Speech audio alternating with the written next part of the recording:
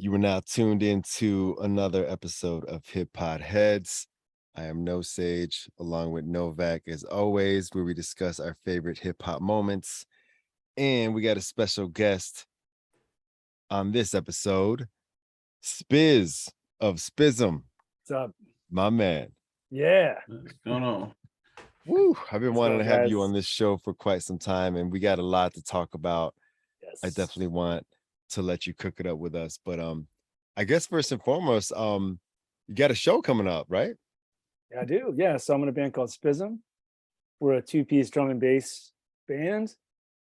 We're celebrating 20 years, believe it or not. It's crazy. So this year, my bass player, I have a unique situation where my bass player moved in 2018 to Tokyo and pursuing a life there. And when at a moment where I thought maybe, we kind of like just kind of put a plug on things. And I started tracking music, the pandemic hit. And then and then things just opened up. So long story short, yeah, I mean, he moved to Tokyo. He's been living there, started a family. I'm here in Chicago, and I'm a drummer that like got into I was encouraged to track my own drums. I got some equipment, and I learned how to use GarageBand and then Logic. Oh, And then with a MIDI keyboard and a bunch of other keyboards I was just messing with, I let the floodgates open on a sound that I had been kind of pushing a long time ago. And this kind of synth driven sound that really was a fun evolution of what we were doing. And I just ran with it. And like what happened, I could have never expected when I just leaned into this curve of the pandemic, and all these bottled up feelings have been like really waiting to explode. Just so you know, like when I was writing a lot of this music, we like, I know Jason from way back, and you're part of my A team when I throw songs off, and as I evolved all this music in 2020, 21, 22, I was it was kind of new and beautiful and raw and naked and vulnerable. A lot of this music is coming from like an emotional place, and I just really like leaned into the wave, man. And what has come out of it has been about 40 plus songs in the last 2 years I've written, mostly tracked, some of which is released, and a lot to come. So we're basically having like this Uber like gathering, like reuniting of these two worlds, like two separate units, one in Chicago, one in Tokyo. We both have bands that do Spizm music, so it's like actually two bands coming together finally. And I haven't been in a room with them for 4 years, So we're going to relearn the music together, the next 2 weeks. And on Saturday, May 13th, it's going to be a shootout, man. It's going to be a shootout. That's awesome. I mean, we're gonna dive into a lot of your creative process and a lot of the whole origin story of everything. But yeah, I mean, you gave me the honor and the privilege of listening to some of your music, cooking it up before I even Oh hear yeah. final product. And yeah, I mean, it's just been a pleasure and a joy to bear witness to it, man. To be honest, my bro. I mean, like, Cool. I Yeah. appreciate you giving me the insider perspective. It's nice to hear Spizm grow into something totally different. It keeps Mhm. evolving, I feel like. Yeah. And yeah, if you're in the Chicagoland area, definitely stop by May 13th. We're at Live Wire Lounge on Milwaukee Avenue. Just it's like just out the Portage Park. So pretty nice spot. I love that. I love that flyer with the Godzilla. it's like Godzilla's coming to the United States. Yeah, and I mean, if you haven't been to Live Wire, so Live Wire is like a rock club. They have a decent sound system. It's not too big, but it's like it doesn't. You can put like 50 people in there, and it feels nice. It's gonna be no cover. We decided to. We basically bought the place. We wanted to have complete control. We're doing 3 sets of music, which is insane. This is like largely 200 BPM music and plus. It gets up there. So I'll be wiping the floor, with my head afterwards. 'Cause I'm just gonna be like a pool of like of sweat afterwards. But yeah, man. So we also have I gotta say, I gotta give a shout out here. So we also have mini sets in between our 3 sets. The first of which will be Daywalkers. So we've been, well, I'm sure we'll get into this later more in depth, but we did work with No Sage and Doc Watson and Erica on a song called Glory, and we're going to be playing that in the first set. Also, Daywalkers have been really good to us, and we've been great collaborators with us. So we're gonna let them have the stage for a minute up there, throw it down a little bit, and keep that stage hot in between the first and second set. So it's gonna be cool. Nice, nice. When you talk about Glory, I mean, when you guys did Glory, what was the inspiration behind Glory? I mean, where did that come from? Was that a late night session? Is that something driving on the expressway somewhere and you just start thinking about it? Yeah. Because that track is it's emotional, but it's so nice. Yeah, there was when I was, a lot of times I'll get on the keyboard and synthesizer, and I'll just kind of just kind of see where it takes me. And that is taking me a lot of places, just sitting down and see what happens. And that was one of those songs where I heard something. A lot of times, like with our phones, it's just so easy now to just voice record yourself or do a video or whatever. And it's kind of like it's a crime to lose something now, because everything can be tracked so easily, when in the past you have to write everything down or whatever. So I track a lot of stuff. Like I literally would be like boom, boom, boom, whatever it is. And I had that boom, boom, boom, boom, boom, boom, boom, boom, boom, boom, boom, boom. I had that riff. And I laid that as the foundation for the song. Like this is definitely going to be a grooving bass line. And then as I got to preface that a lot of this sound has been inspired by the theme of Stranger Things, as funny as that sounds. That's where it comes from. Yeah. If you I'm a child of the 80s. I grew up with like the 80s slasher, John Carpenter. Like it just stuck with me. And then I think when the Stranger Things popped, especially the the boom, when that hit, man, I don't know, something about that show, it really takes me back, being a kid in the 80s, and that, I don't know, that nostalgia. And it just comes out, that kind of that synth, that thin synth sound, it comes out of my writing. That song was the first of a lot of songs that I was writing at the time. I wrote that beginning of last year. I was writing it and starting to flush it out. That was one that had a different vibe. I definitely felt like when I laid the beat down, I was thinking more of a hip hop sound. But my version of hip hop is not steady. As we can probably dive into more. It's from a live drummer standpoint. I'm like laying it down. That was actually me trying to hold it down a little bit, because I'm kind of a crazy drummer. Yeah, and then as far as how it evolved, I had this song all paved out. I was like, I can release this as an instrumental. It's pretty fun. If you listen to it as its own without vocals, it's pretty interesting. But then I started thinking, it's been a unique thing for me as a drummer who also has sang in other bands while drumming. That's been my thing. Been in bands like Yeti vs. Yeti and Destroyer Liberator. Also these other duo bands. Jason's seen some of the stuff. Like he saw me play the Yeti vs. Yeti at Fireside a number of years ago. And like one of the hardest things to do is to drum and sing. It's not, I wouldn't recommend it. It's like, it's not easy at all. So I've kind of gotten used to doing that. And when you do that, there's a little bit of give and take. You have to you can't go full throttle drumming. You can't go full throttle singing. So in this song, Glory, I started imagining lyrics, and it took me to this place of I guess it's kind of coming out of the pandemic, and all these movements that are coming out of the pandemic too. I mean, there was so much social unrest, there was so much going on, with Trump and president and all. I mean, we talk about that all night, right? It's still going on. But I was really inspired by this thought of the city as being something that's beautiful, even if it's degrading, or if it's it's kind of a cynical look, but it's also praising the city, just like city life, right? And living in and around the city. So when I wrote the lyrics, it's kind of interesting. I wrote the lyrics for the hook, which Erica Owen ended up doing, which was perfect fit. Thank you, Jason, for recommending her. But I didn't write any of the lyrics for the MCs. I just left there was this wide open chasm in the beginning and the middle of the song that seemed to have this space. Erica just took what I did and just freaking destroyed it. I recorded my vocals glory to the city, and it sounded okay. But I was like, okay, there's a girl out there who can like wail, and that was Erica, and she did it. So she like took what I did and ran with it. These guys, No Sage and Doc Watson, they took this kind of, we had this like soul searching kind of period of time. I was getting to know Doc. I already knew Jason, but like I hadn't worked with No Sage before in this capacity, and we explored the idea of what the song meant, and must have been something there.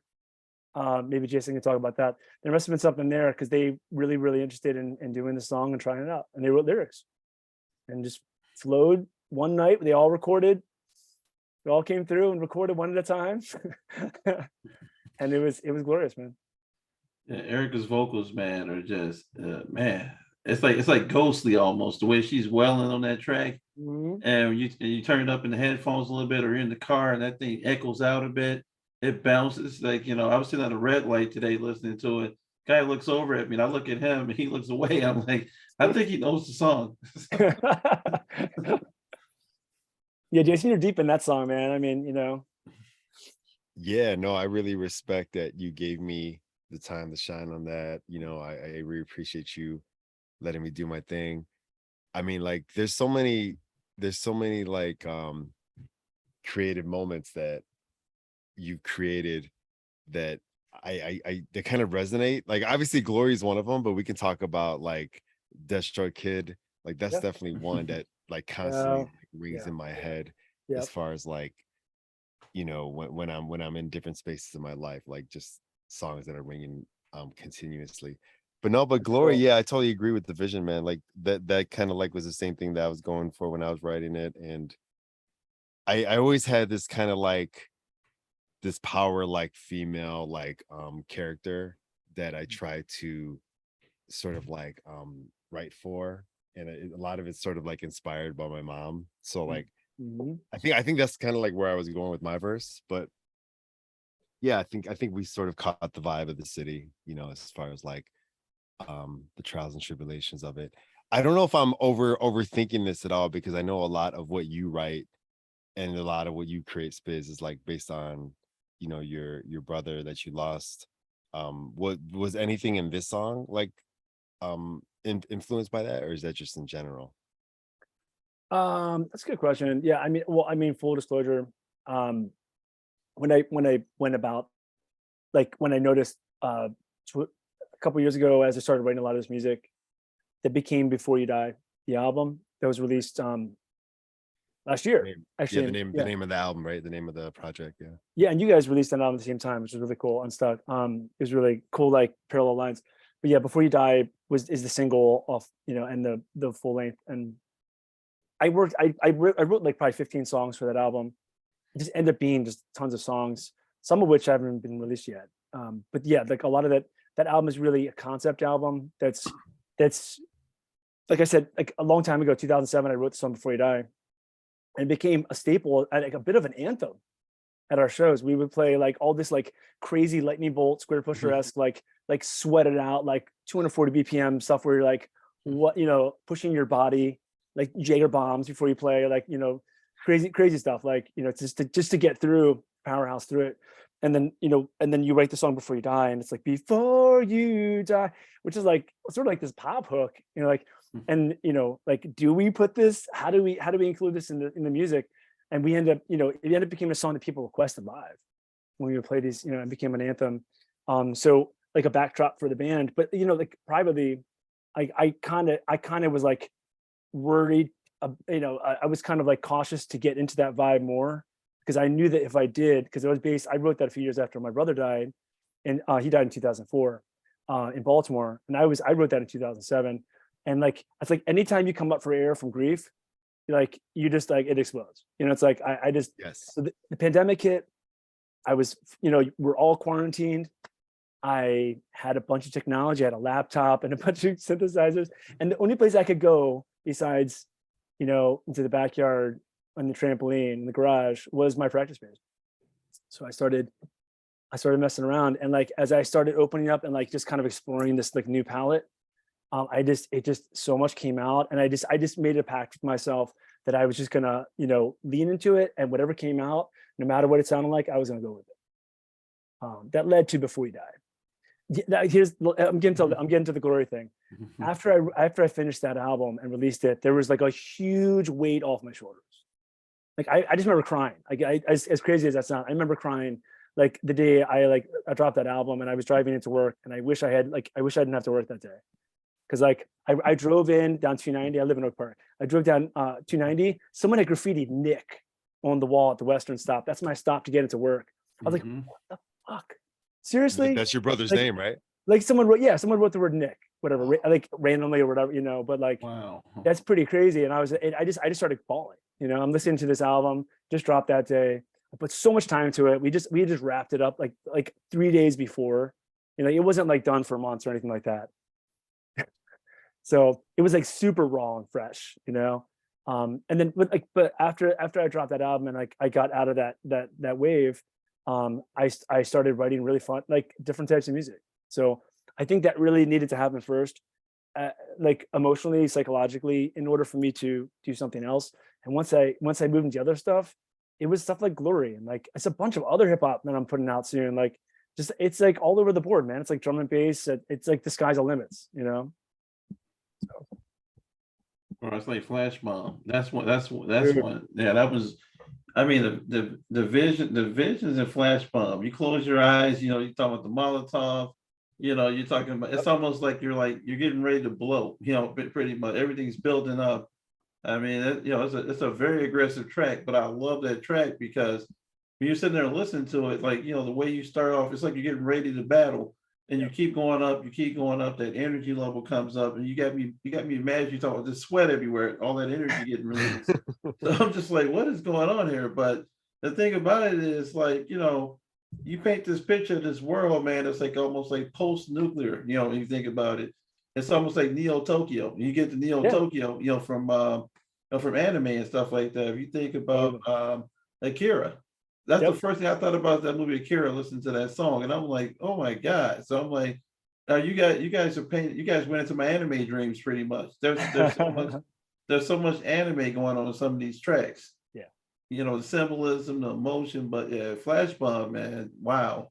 That track sounds good on the speakers, man. That thing hits. That was the first track we released in this new format. So that came out first in January 2020. Yeah, last year. 2022. Yeah, we wanted to put that out first because that was a song we wrote a long time ago. We never released it, and I redid it, and I made it like super aggro. I was like, fuck it, like this is like we are like it was like a complete reinvention of ourselves, and like even our following, like we have a cult following, like any band that's been around for 20 years. We have people that know us, but we're not like a household name, or anything. And Flash Bomb was something we never did live. And always wanted to bring the political into it, like have like samples from like all sorts of presidents speaking, get crazy political. And we were like, if we knew we were about to throw down with Before You Die and all these other stuff, like a lot coming down the pipeline. We wanted to start with something just super hard. Yeah. If you do that live, that'd be awesome. It's coming. Make sure they got insurance. We're playing. That's opening the second set, I think. Nice. Yeah, dude. Well, Novak, I'm glad you brought up Flash Bomb because I sort of think of that sort of sound with the Spizm sound.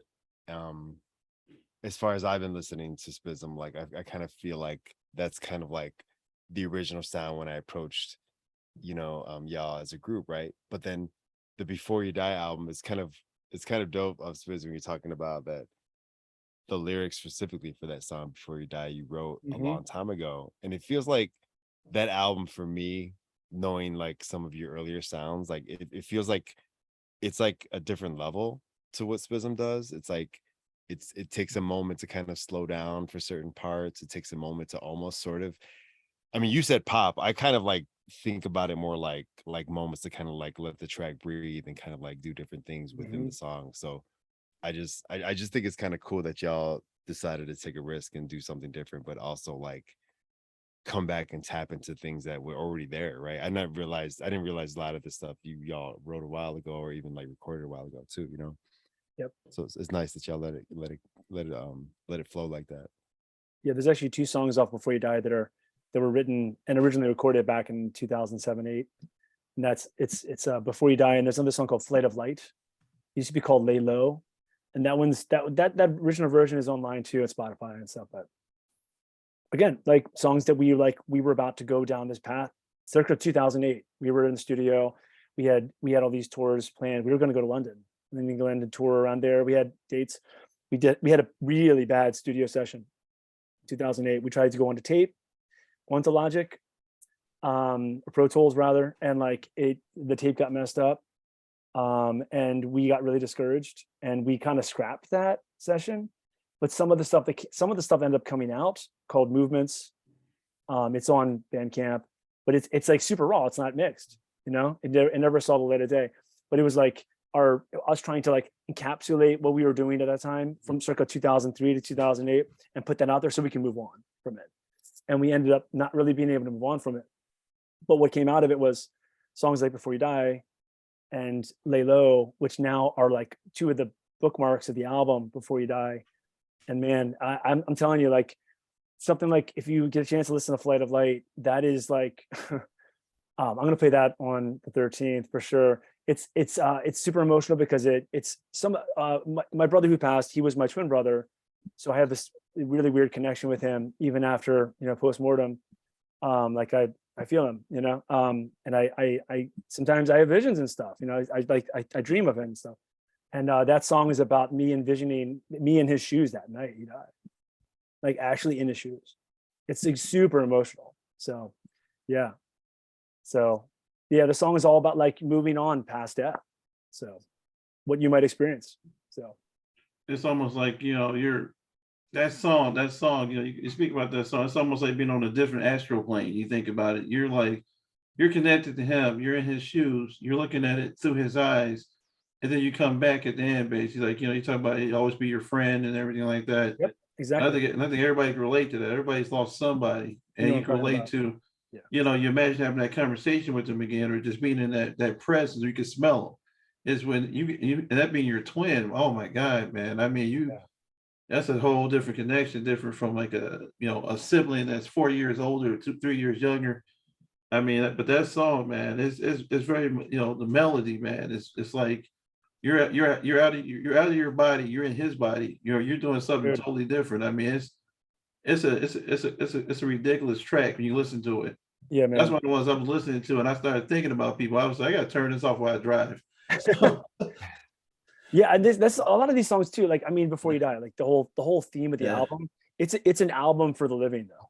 Like, even Right. though it's like me, Mhm. like embracing grief and all sorts of crazy emotions that are, you know, I'm trying to make sense of. Like something like Flight of Light, the main verse, there's only one verse, and it's wasted time together. Let's make this thing last forever. Writ, yeah. So the whole that line, that whole verse is like me shouting to the people who are listening, like we are still living. Like it literally is a carpe diem, you know. Like he may be gone, but like we are still here. Before You Die is about living our best lives because it can be taken so quickly.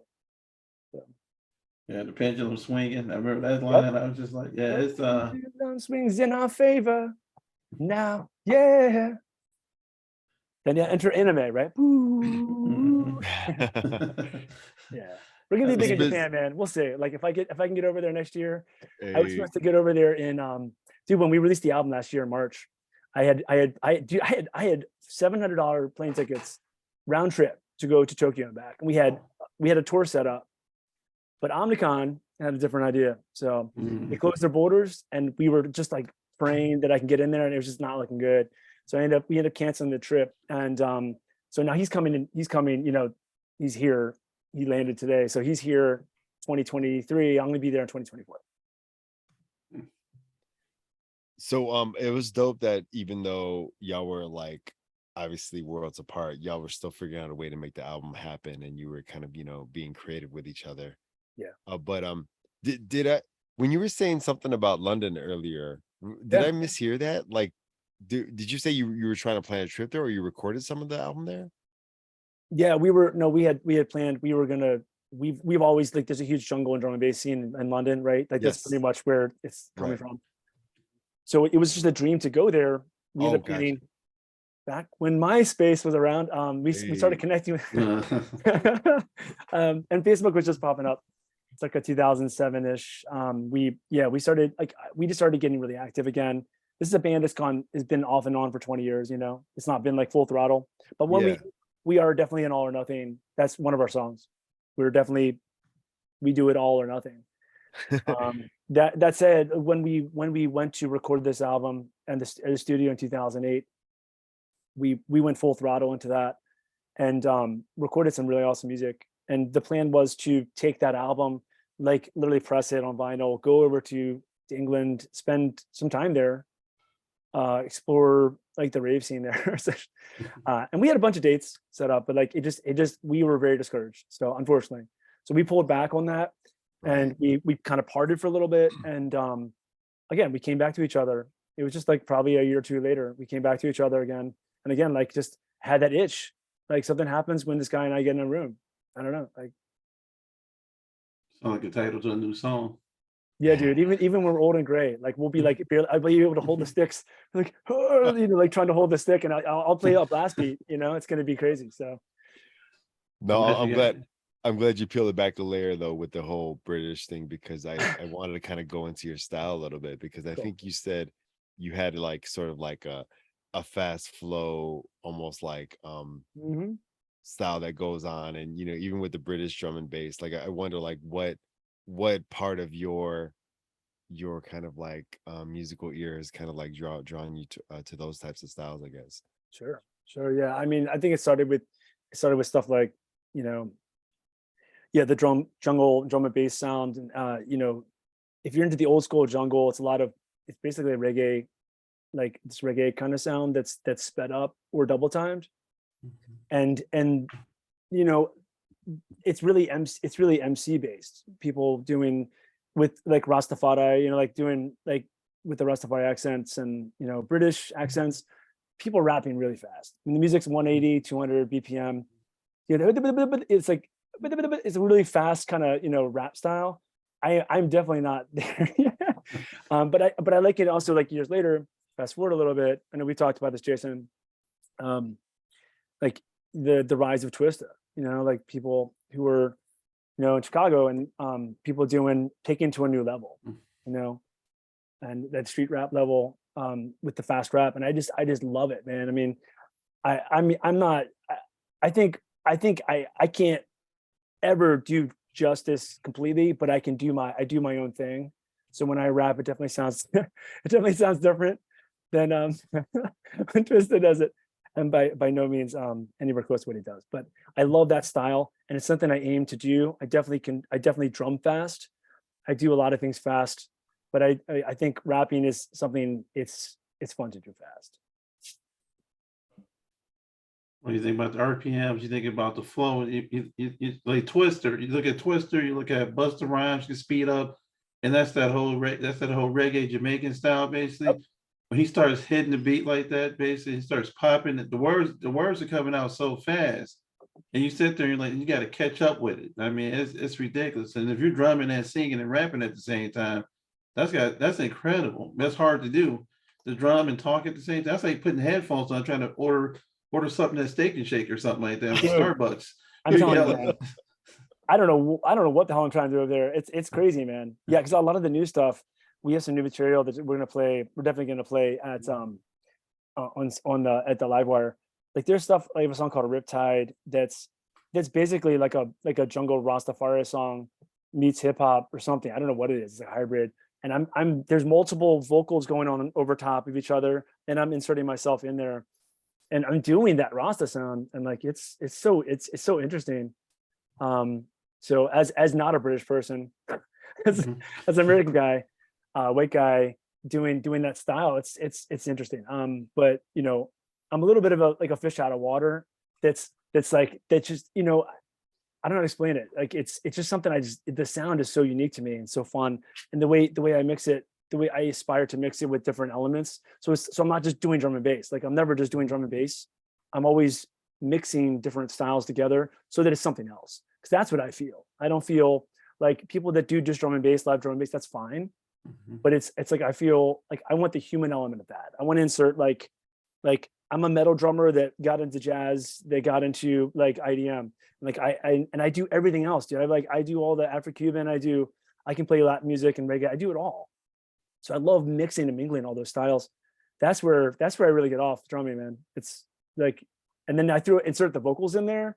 I can be playing like a drum and bass beat and then, doing like double time twisted style vocals over top of that. And I feel I'm riding on air, man. It just feels good. Yeah, the flow is ridiculous. It's almost, it makes me think about Jamiroquai sometimes, the Space Cowboy. You think about how the drums are like, the drums on that are just real sharp, real defined. Yeah, yeah. And sometimes you want them to speed up Jamiroquai. I was listening recently, somebody actually made the Space Cowboy RPM speed up, and somebody actually raps on that beat. It's ridiculous. Oh, you're making me think. In the pandemic, I discovered at some point I was playing a lot of I was getting into Instagram and like showcasing videos of me playing drums and stuff and live drumming. And I realized that I would loop a lot of stuff on, like, I have a looping pedal, and I would play on keyboards or whatever, or like create loops and build upon them. And I realized finally that you can like speed things up and slow things down on YouTube. And once I found that out, it was all over, man. I'd take something that was already fast and like double it, triple it, like, and then play on top of that loop. And it just started getting freaky, like it's like unlocking like the secret world pretty much. You kept playing with the track and kept hearing it differently. Yeah, I mean, it's ridiculous. Or even something playing else. it backwards and speeding it up, which is interesting. Yeah. Yeah, music has no limits, man. Especially what you're doing. I mean, that you get back into your music on that Before You Die. Now, one of the tracks I really like on there basically is you get into Slither. Now Slither's pretty, Slither's pretty nice. Every track on Before You Die has like this, it has this unique style. It's its own story. They're all chapters out of a book, pretty much. You think about it, and every chapter tells a different story, a different way to look at life at this point. Yeah, I feel like when I put that album together, there's a lot of thought that goes in when it's the actual order of the songs, and it's conceptual, but there's a path that you go that takes you on a ride that's very intentional. And Slither being the second song of the album after Before You Die, it immediately goes to a pretty dark place. Given I say Before You Die is a fairly positive song, even though it's Before You Die. It has a positive message, and Slither goes to a dark place. Released by Twin Speaks, which is a totally different vibe, right? Right. Yeah, it's a ride. And when I listen to that album a lot, and I feel like that's kind of testament, as an artist. A lot of people who create a lot of music, they want to keep moving, and I do. I kind of always have a foot forward and a foot back, and then in the present I have 3 feet, I guess. But like I've gotten to this point where like I'll go back. I want to hear that album, whereas like other bands, I love what I did, but like I just feel like that album touches on something that I bottled something, like I bottled something. Like when I was tracking a lot of those vocals, particularly, and drumming, or when I was making the music, I like that was the draft was the final version.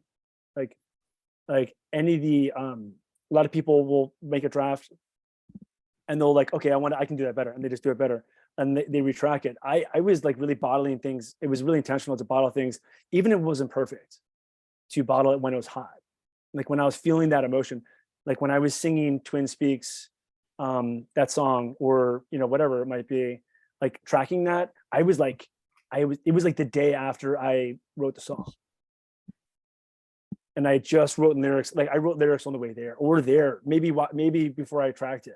It was super hot, and I would like go home and listen to it on the way home and like be crying in the car, like holy shit, like because I was like because I think you probably get this too, Jason, like as a vocalist, once you put words to something, it really, there's something about that. Like an instrumental track is fine, like Glory, but once you put the words to it, it just, that takes it to another level.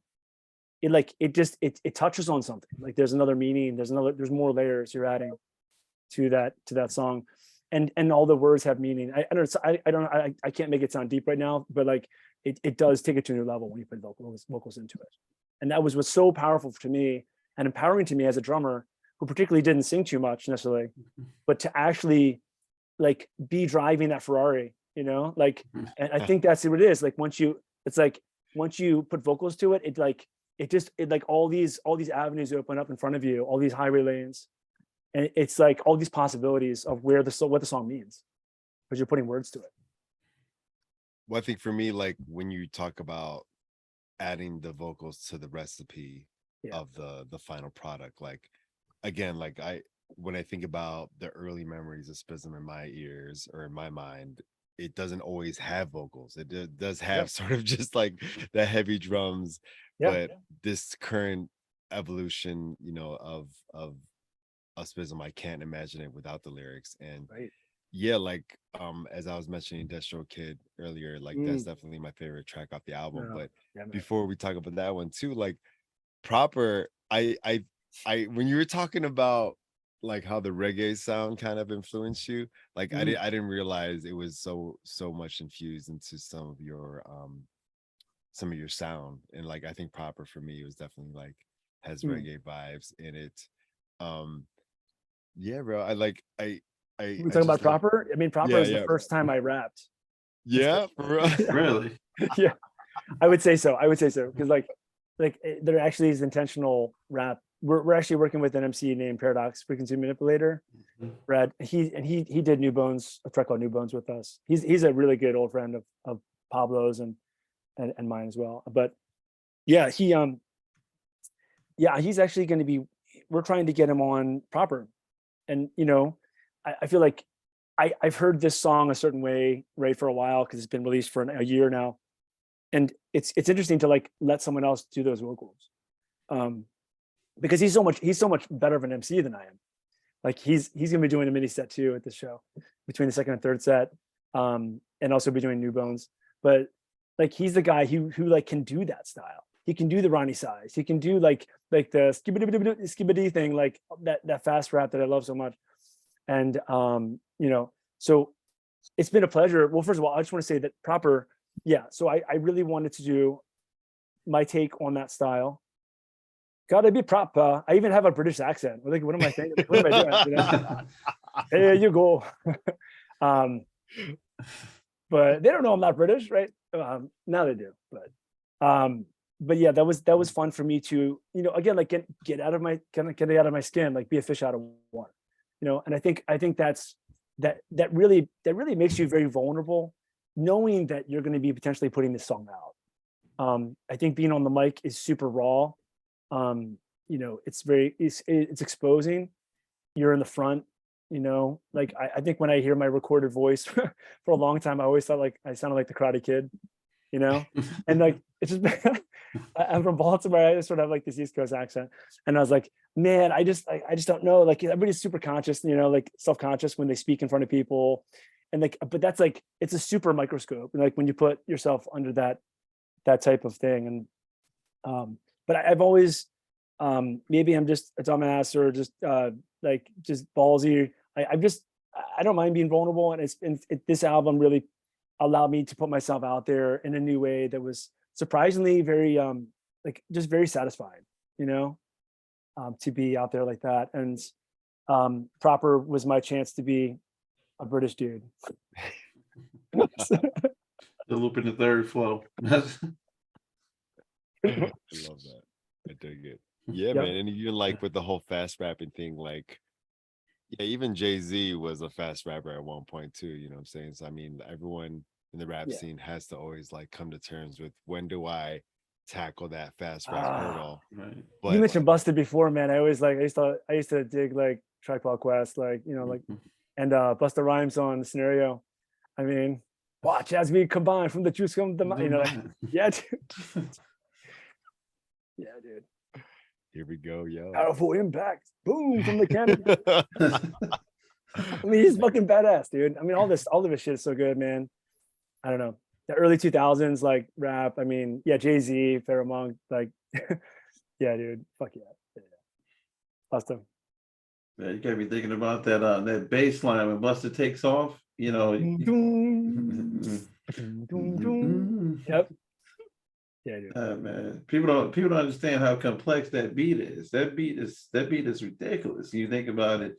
I mean, it's the same thing like with the lyrics. Like you said, when it comes a lot, it's like 3D to me. Very much like when you add the lyrics to these songs, like you listen to instrumentals to these songs, then you put the lyrics on. So I listen to a lot of your songs, I found instrumentals of.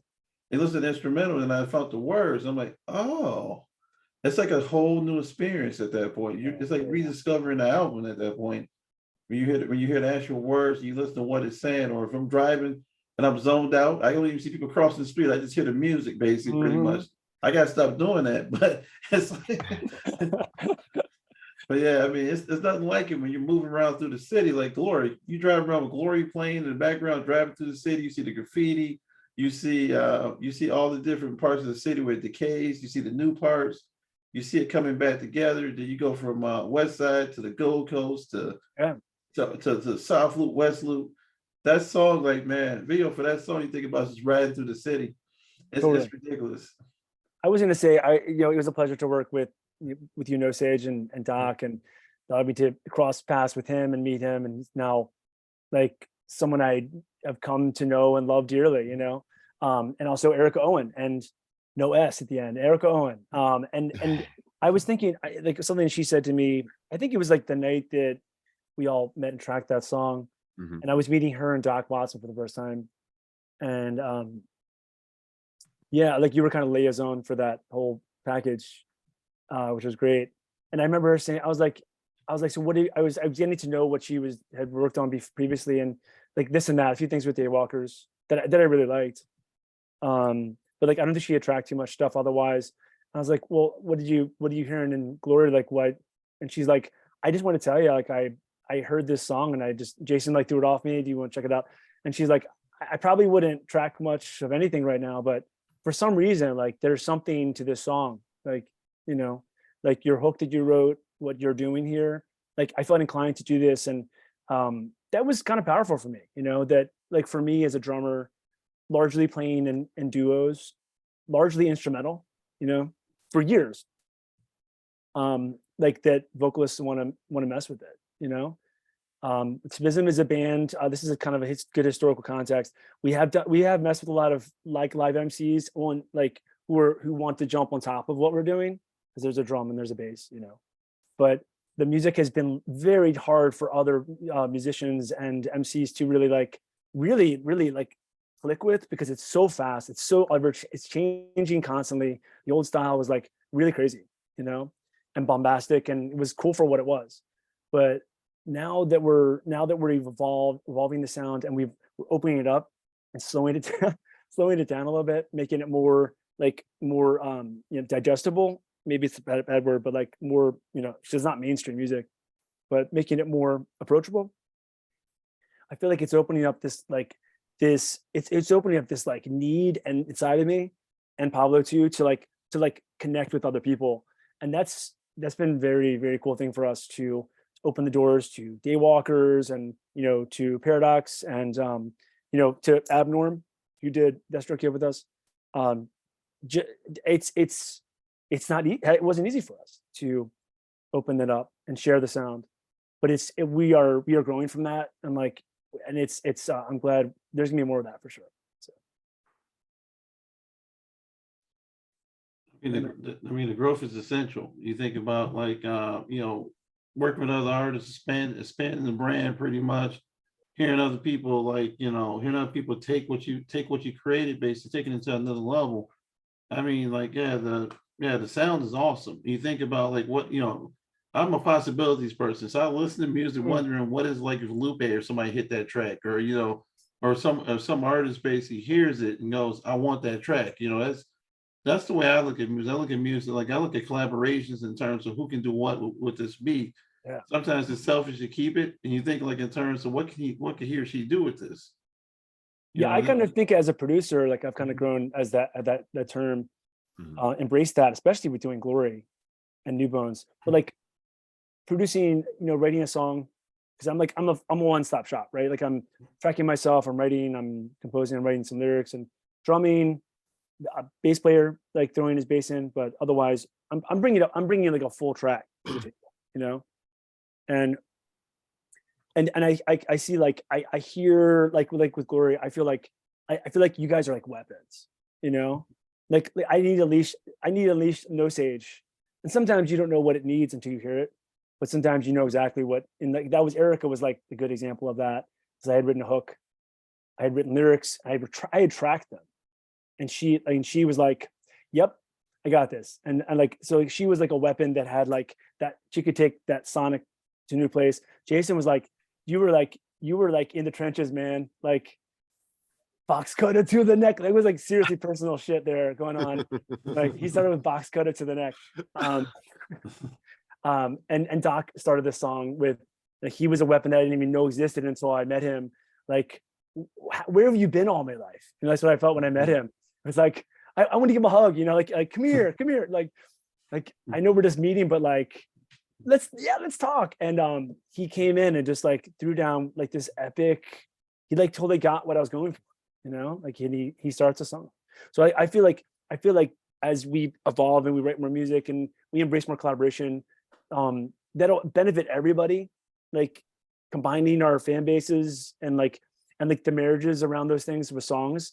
I mean, Glory is one of our largest streaming songs, you know, and we've been around for a long time. You know, this is it's getting plays.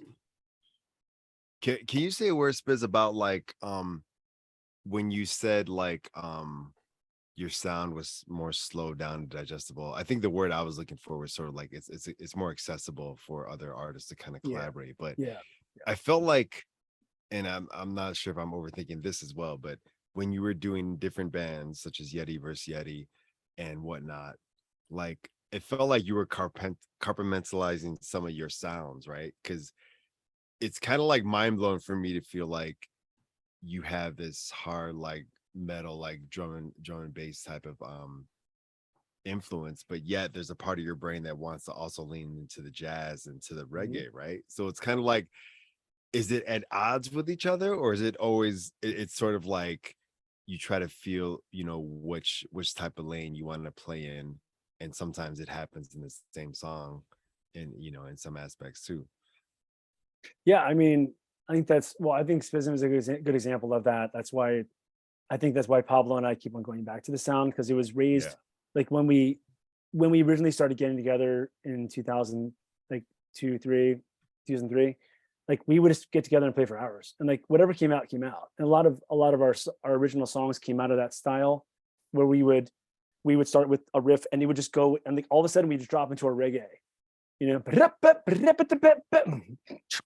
Then I double time, and we would always flex off each other. So like I think in a sense of improv, in a sense of jazz, free jazz, which is like a big part of my background.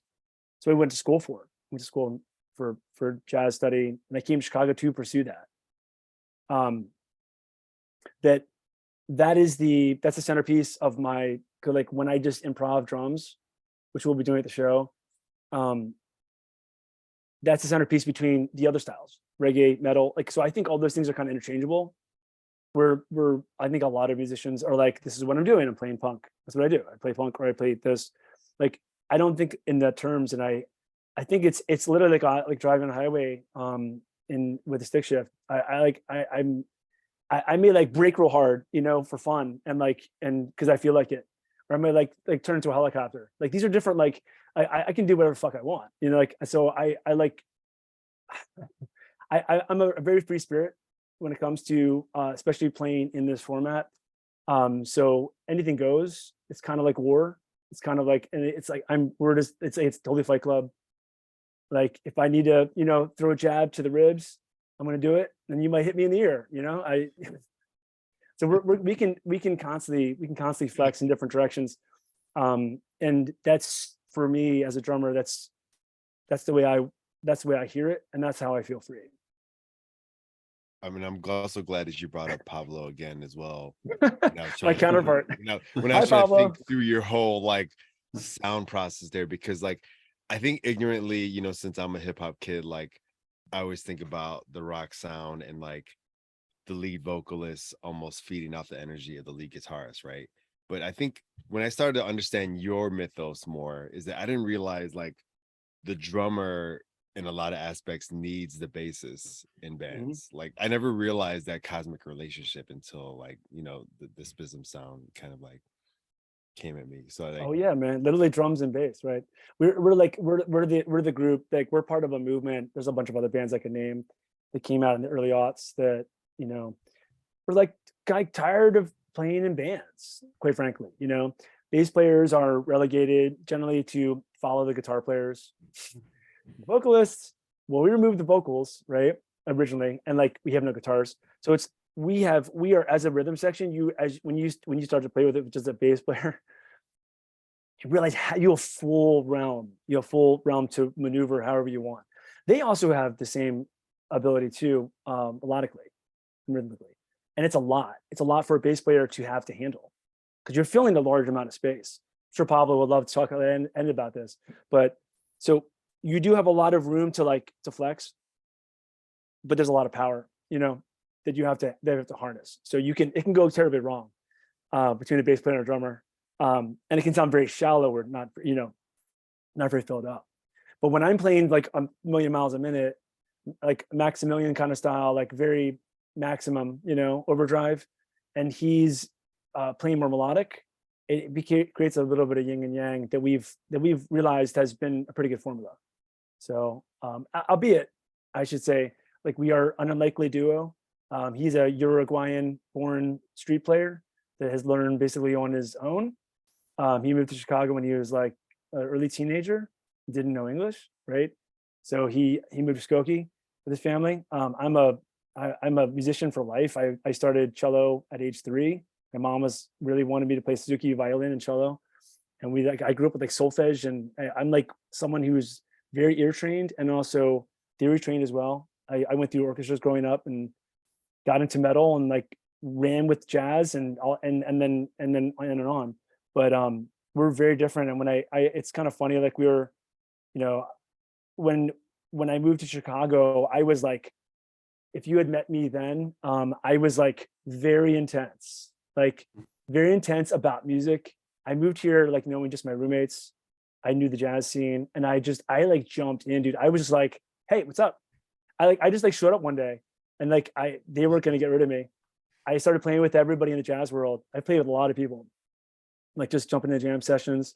I would jump into crazy jam sessions where like I was probably way over my head, dude. Like really, really amazing like local guys, and I would just jump in, and I would throw drum and bass in there. I would be like, they were like, what the what is this guy? Like I literally came here to make a splash. You know? I just love how you went through all those genres of music when you were a kid. Like there were relationships. Like, yeah, I messed around with cello, and then you know I ran away with jazz, and you know. Totally. But music has always been part of me. I always will do it, and like it's something that I use the word catharsis, but like going through the pandemic, like going through grief, going through whatever it is, like the music is what helps me stay sane. It makes me, it creates this direction in my life that it guides me. It's like a bit of a guiding light for me, you know? It tells me where I am. It's like when you study your dreams or you dive into that kind of stuff. It's read the tea leaves or whatever, you know, like it tells me where I am. So where I'm going. So It's therapeutic. You think about it. I mean, it's almost like I guess my question to you: who musically inspired you? You know, other than just starting with the cello, moving through the instruments. What artists inspired you? You know, from like a rock perspective or even a hip hop perspective. Who inspired you growing up?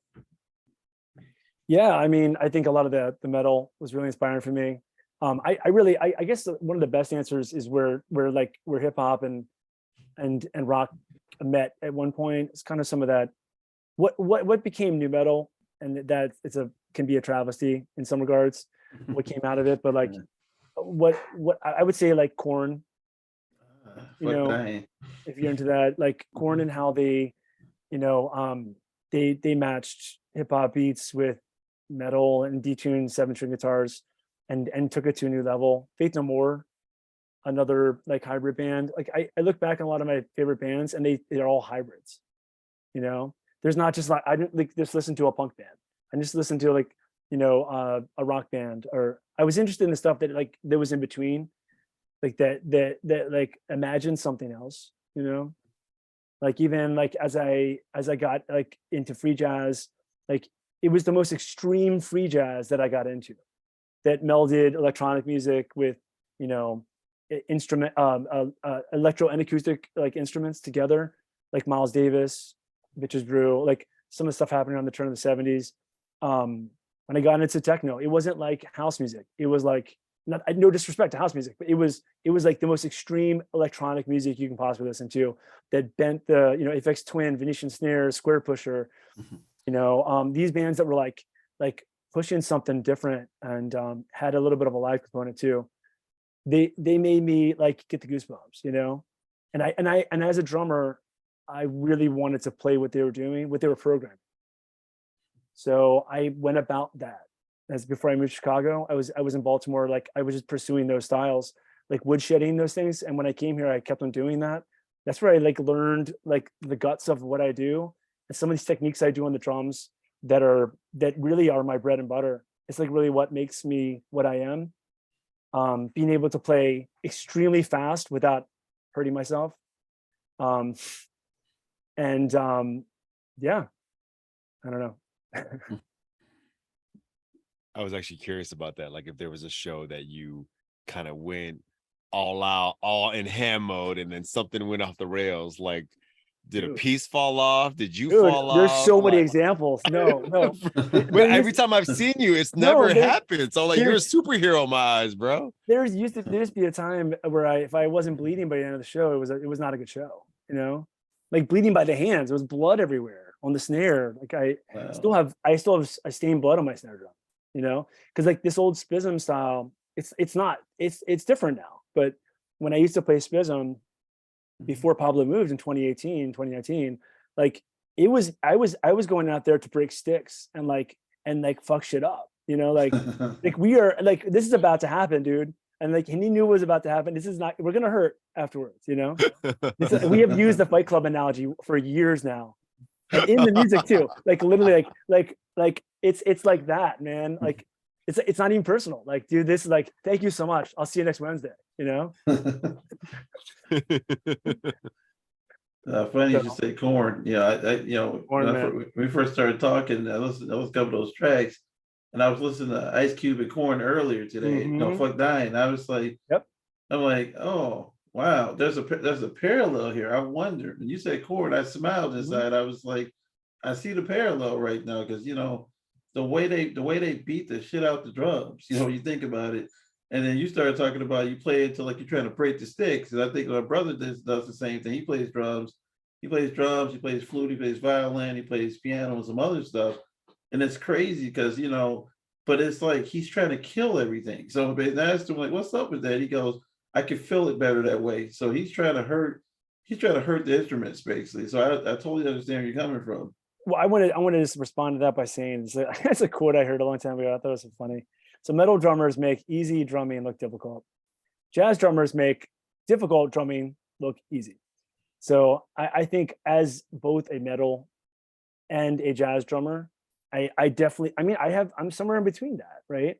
Like I play extremely fast music generally, right? That doesn't mean there's not slow songs, but I play extremely fast music, and I don't know if I make it look easy or not, but like I definitely, I'm not sweating that hard. Like what I'm trying to say is that I have developed a certain way of playing that is comfortable for me, and it's super fast. But like when I play 220, 240 BPM and it's really pushing it, it's still in my comfort zone. Like I really built up like this tolerance to speed and how I do it. And that's the jazz.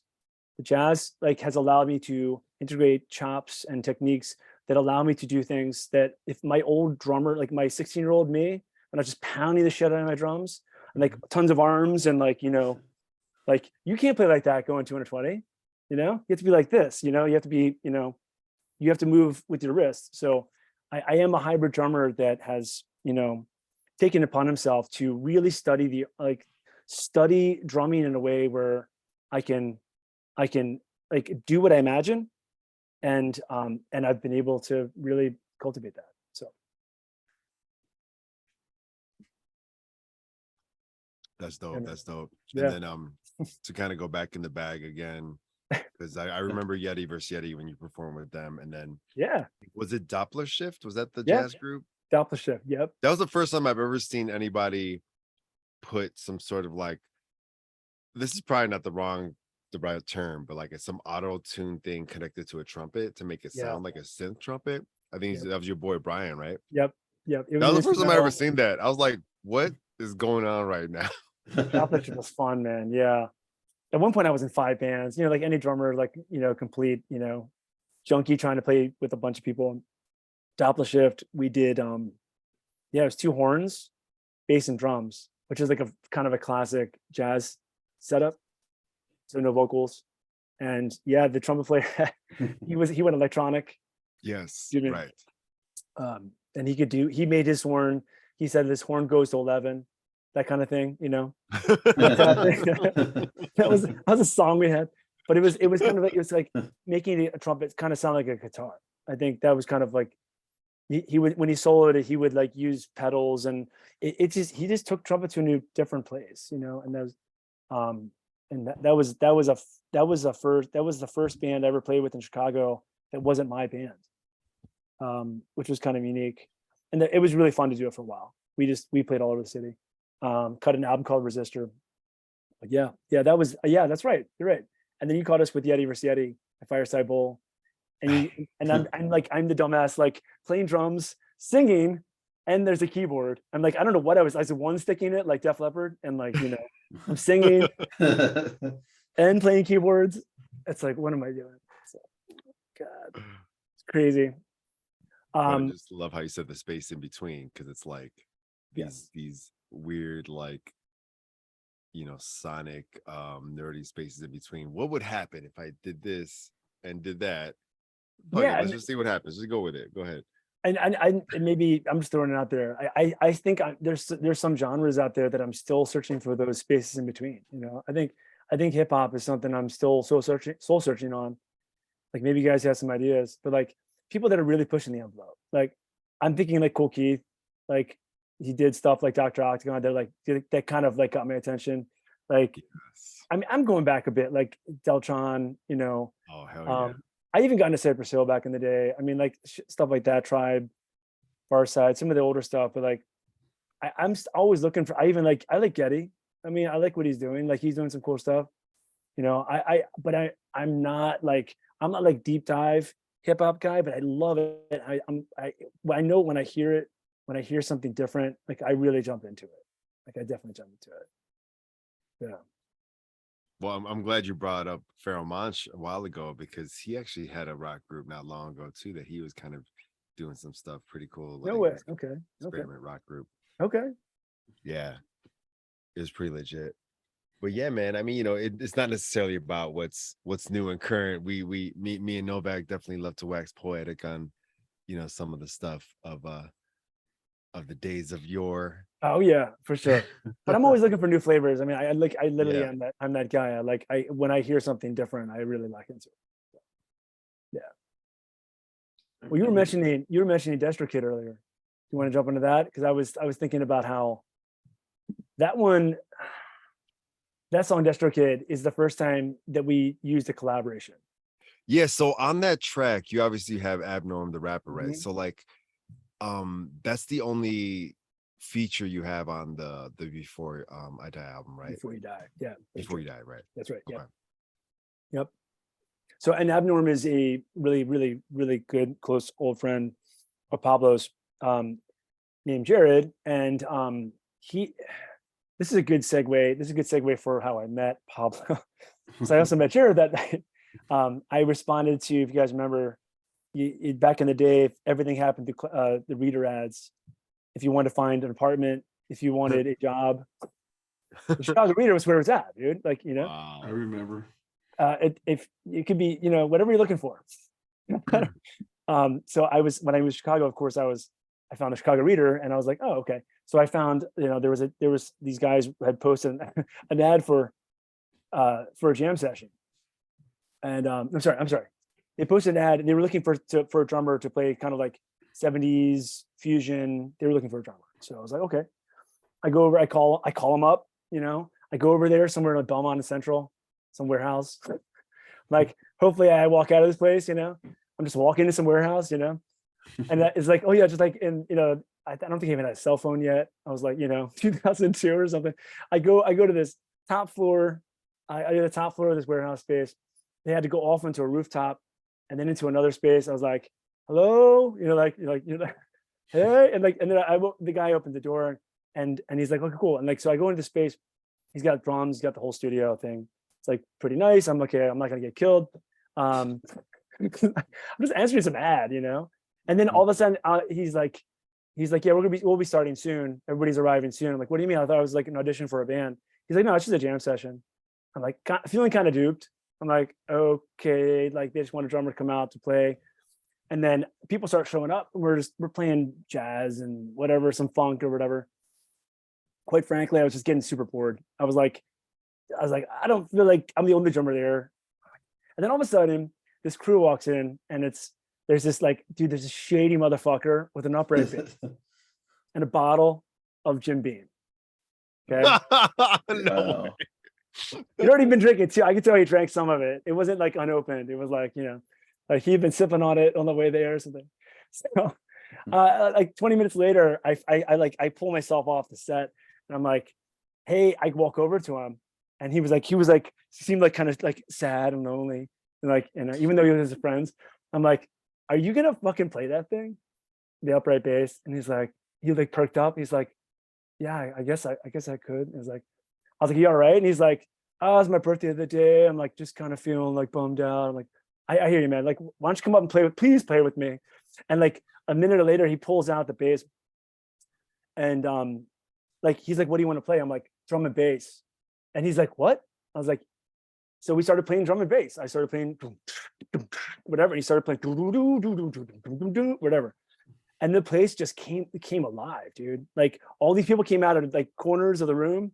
Like Jared Abnorm, like he was there. He was hanging out and he had been like teasing us all night. Oh yeah, you're gonna play whatever show, whatever.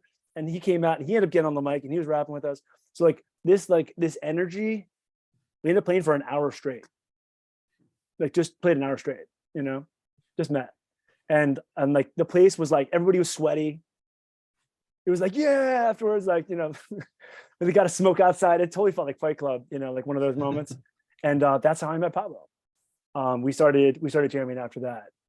But that's also when I met Jared. So like we were talking about DistroKid. So fast forward many years later, we started working on Before You Die, and I came out with the song. DistroKid was one of the first like ballads I ever wrote in this style. The first was Twin Speaks and then DistroKid. And like DistroKid, like when I started, like I told you how I was talking about how when you start, the music can be powerful, but once you put vocals to it, it takes it to this other level. Like it adds a layer to the onion. I think that's a good analogy. And I added a bunch of layers to it. And I had this kind of, the whole song was written out except for these two parts. And I started thinking like, God, it'd be so cool to have like an MC in here. And Pablo's the first to be like calling up all his buddies. He's got like, you know, like 10 people like that he's got on his speed dial, you know, and they're all his old buddies, you know, that he played in bands with, and they're all MCs. So he sent the raw track to a bunch of people, one of which was Jared. And his style is a bit more like it's kind of more Fred Durst, you know, a little more like high end, the kind of like nasal kind of sound, like that kind of late 90s. Like Cypress Hill too, a little bit like Cypress Hill, yeah, like that late 90s, like new metal kind of like Limp Bizkit, Linkin Park. It reminded me of that, and it, you know, I wasn't quite thinking that. It wasn't what I imagined, right? But again, like getting back to the beginning of the sequence, like I promised myself when I got into this writing this music, because it was digging so deep into like my grief and like pushing that out, that like I was like, I have to stay open to whatever the world is gonna, how the world interacts with this music. And this is one of the times where I was like, dude, fuck it, like just see what he does. If he's interested, he's like, yeah, Jared wants to try it. He wants to give it a pass. Like he sends me back this take, and I was like, I was listening the first time I was like, I don't know. Second time I listened to it, I was like, I got goosebumps. And I was like, I just could not hear it otherwise, you know? I was like, that's it. You fucking nailed it. And it's a very emotional song. That's that one. I sing that like karaoke style at these shows. It's very, I'm like, I like pound the floor when I like, and I kneel down on my knees, and I'm like, it's like, dude, that takes me to a very crazy place. So, and Jared touched, like he was able to touch that and like take it somewhere else. It's beautiful. Yeah, Jason, you said you really like that song, and I would like to take you up on that one of these days. I'd like to, yeah, I know you were interested in trying that part out sometime. I think it'd be really cool. Yeah, that song like really, because like when it starts, it's almost like some sort of like, I don't know how to call it, like some faint horns or sort of like some like waking up type sounds, and then it just Yeah, kind of like it's kind of kicks. ambient at first, right? Yeah. Yes, most definitely, and then it kind of like kicks into a different gear, and then when Abnorm comes in, it goes into a different level at that point. So Yeah, because I kind of lead it in. You're in the back of my mind. Yeah. Yeah, the 80s like cyberpunk like style, if you know what I mean. You've seen that game Cyberpunk, the way it flows. I love cyberpunk. Mhm. I use that hashtag constantly. Look up cyberpunk on Instagram if I see my videos. I just David Hasselhoff to show up. Yeah. No, I think that's a good conference as well. I think that kind of cyber, like, yeah, like that. I'm big into post-apocalyptic movies. 28 Days Later, you know, like the Walking Dead, all that stuff. All that stuff Escape is from really New York. Yeah, exactly. Escape from New York. All that stuff is really cool. Like what would it be like to live in this wasteland, you know, where people are just trying to survive, or, you know, like what does that mean? Like I'm really inspired by that kind of backdrop for sure. Yeah. But yeah, Destrokid was a very powerful song for me to write, and like I just hope that there's more of that in me that I can tap. So yeah. Oh, I think so, man. I think Yeah, dude. there's So- definitely time, there's definitely levels, there's definitely layers, and I can't wait for the Spizm in Japan tour, my bro. Oh my god, dude. Oh, They are not ready. They are not ready. This is gonna be crazy, man. Yeah. I mean, it seems like you've been waiting to go international, like since you were trying to do the England thing. So I mean, obviously, it's Yeah. just a matter of time. It's honestly kind of fun, but also confusing. There's been many times where like Pablo he has a drummer he plays with in Tokyo, named Chihiro Higashi, who's a really amazing drummer. It's really flattering to hear him do his interpretation of our songs. And you know, it's confusing to people here, like, oh, I'm promoting a show that's happening next month in Tokyo. Of course they think I'm there. I'm going to go over there and play that show. Not this time, but like where I'm playing shows without him, with MCs and here, and you know, eventually, excuse me, we're not going to live in the same city forever. I mean, probably not ever, because he's there, I'm there, I'm here. But like, I think there's an end game on my end where I really would love to keep adding people that understand this music, that feel it. Like add a keyboardist, add a saxophonist, add a bass player, of course, and like really make the music live. So because right now there's music that's going on in the PA that I'm triggering that we have to play along with. So I have like earbuds and all that stuff. But like I am playing on a click, you know, because I have to stay with that music or it derails. So it's very challenging music to play as a drummer, also singing. And I think when we were able to like build the weapons locally and like have the right people in place, it's going to be super dynamic. It's going to be really fun.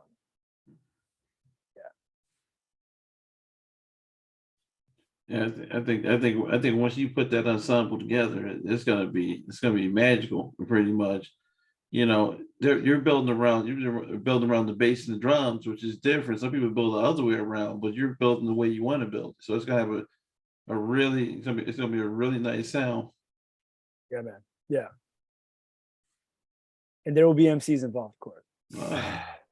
Oh, everybody, there's so many MCs right now. They're looking for something to speak on top of right now.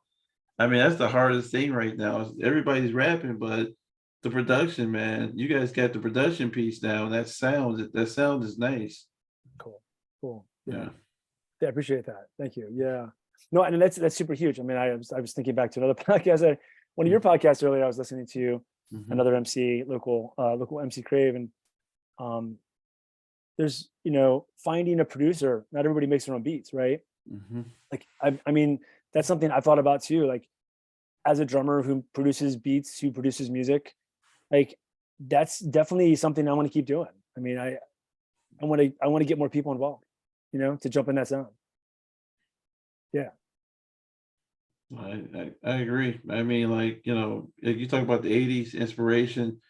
I think about Thundercat. I'm talking about Thundercat cartoon show. I think about that era basically, and you start thinking about this sound, and you imagine a new movie based on that sound today, what it would be like. I mean, it'd be incredible, man. I mean, Well, let me throw on that. Like, so I have two boys like No Sage, and they're 6 and 9, and like they are like their number one fans, right?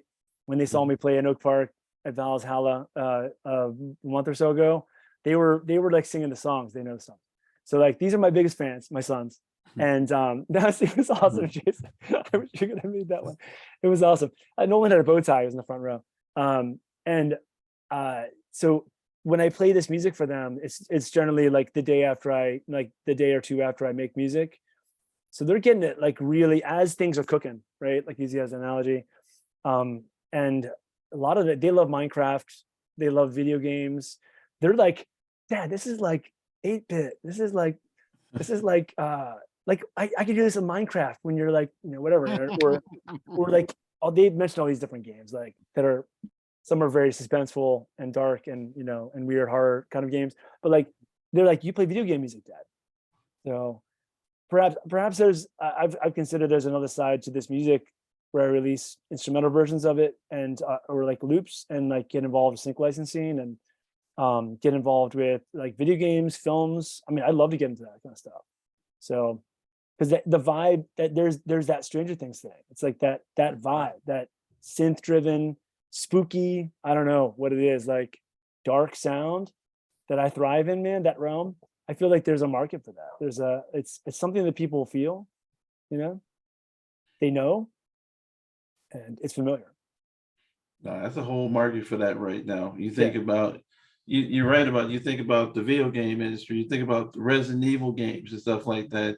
They're looking for that sound. So it's like, it's that sound, you imagine an MC popping up on like Madden 24 or something like that, just doing an opening track. I mean, that's what I'm starting to see what they're starting to do in that community. So we got other friends that do that industry, and they're always trying like one of our friends he did the new Need for Speed game, Carl. Mm. And that's you see it, you hear it, and you're just like, okay, I can see his personality in this game. And so it's like you're playing the game, you're just like that person. You're like, I can feel this person's presence as I do the opening part of this game. But you're right. I mean, gaming, music, movies have come like full circle. I mean, it used to be you had to sing and dance, do everything to be Yeah. like entertainer, but now it's going back to those roots where everybody's so damn talented. You know what I mean?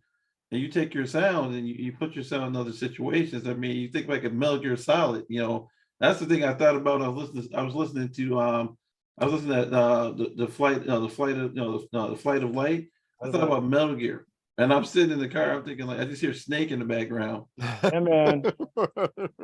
I'm definitely inspired by those sounds, man. Growing up on Nintendo, Atari, Hmm. whatever. Hell's yeah. Yeah. No, I feel the inspiration. I definitely felt it. I'm listening to it. I'm like, why am I playing games today? I brought my Steam Deck out. I listened to your music today. I was just listening to Mega Man 2 soundtrack the other day. Ah. And if Mhm. you haven't heard that in a while, it's awesome. It's all like metal, Mhm. whatever. It's like that kind of metal sound.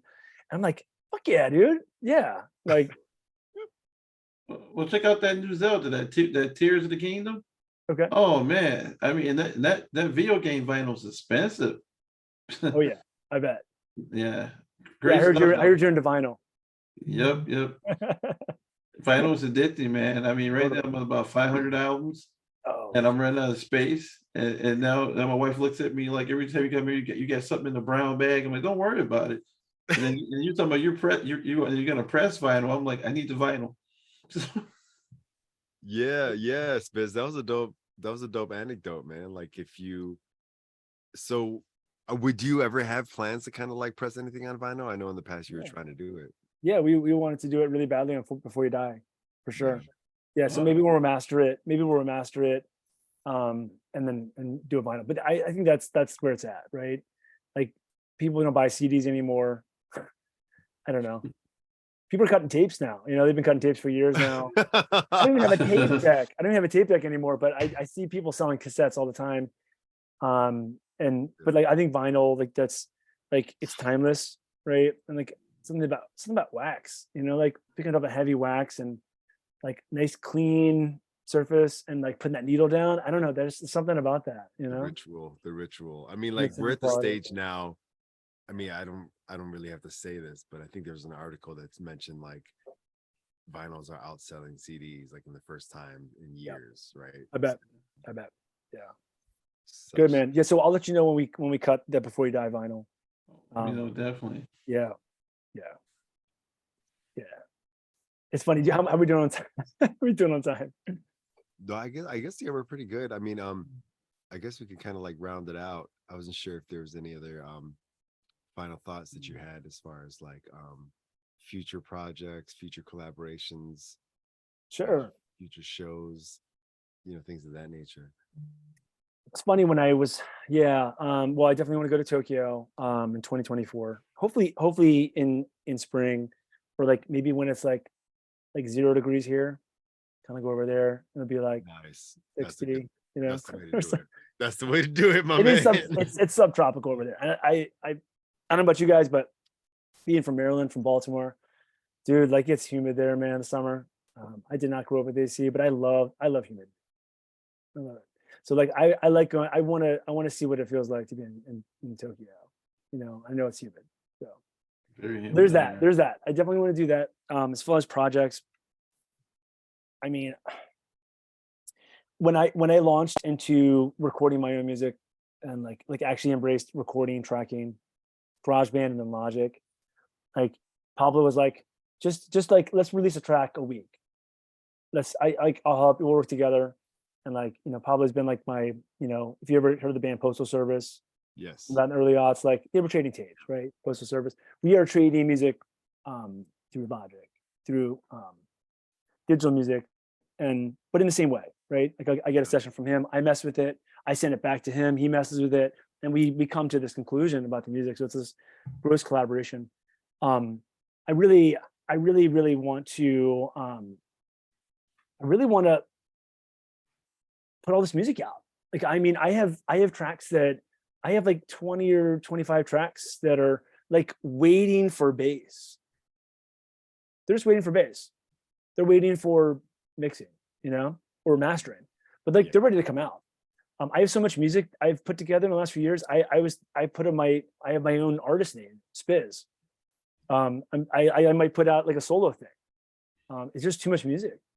So and that's not a bad problem to have, because but I keep on making music, keep on feeling inspired, which is great.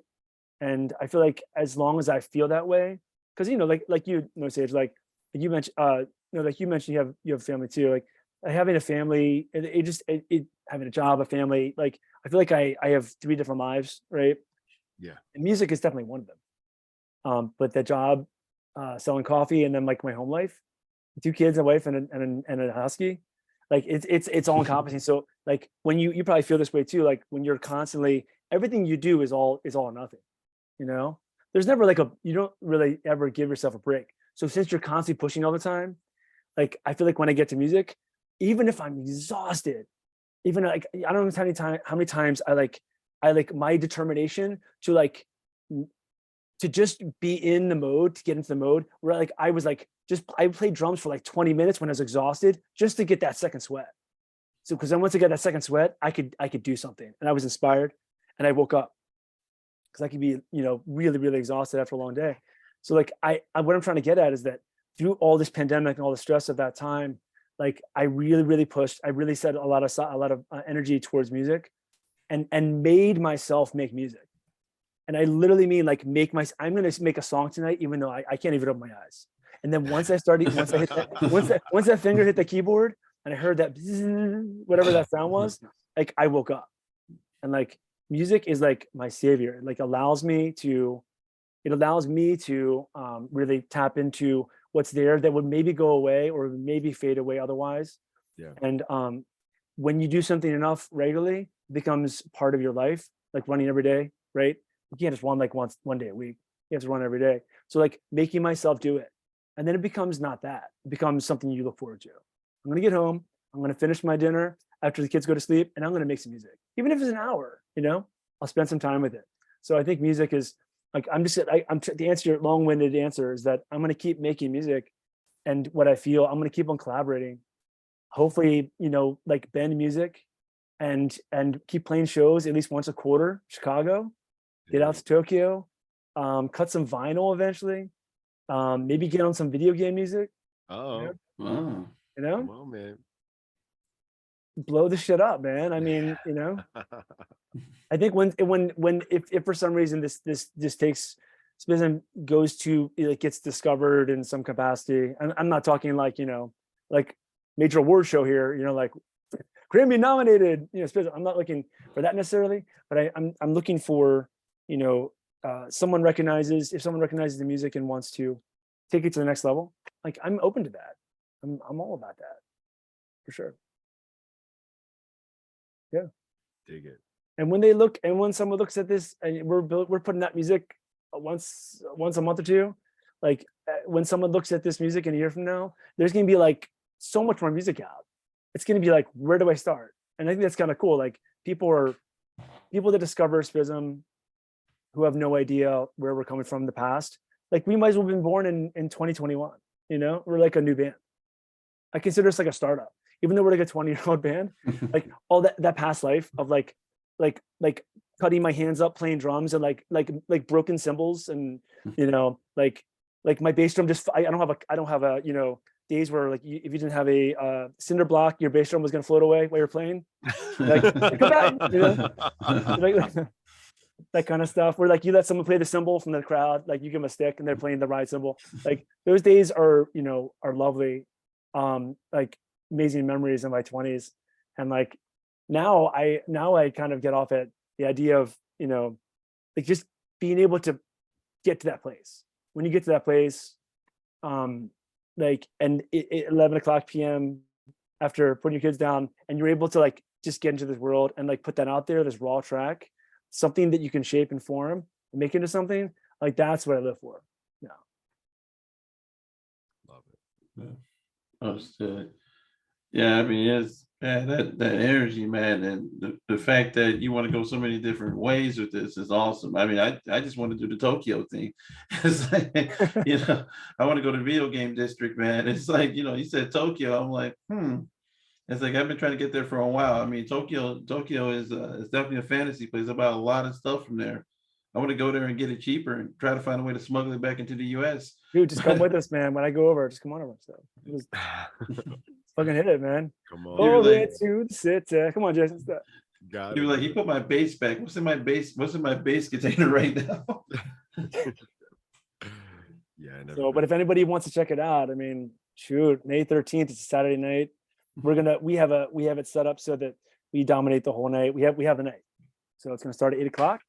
Like we have a lot of people, a lot of friends with families. They can come early, check it out. It's gonna start with newer material. We're gonna go to old school material throughout the night. Last set, when we're gonna be really warmed up, it's gonna be like the super duper crazy stuff from the old days. We're gonna bust that out. He's gonna bust out the upright bass. You can do some improv. It's gonna be crazy, man. Is he gonna bring the Jim Beam? I hope so.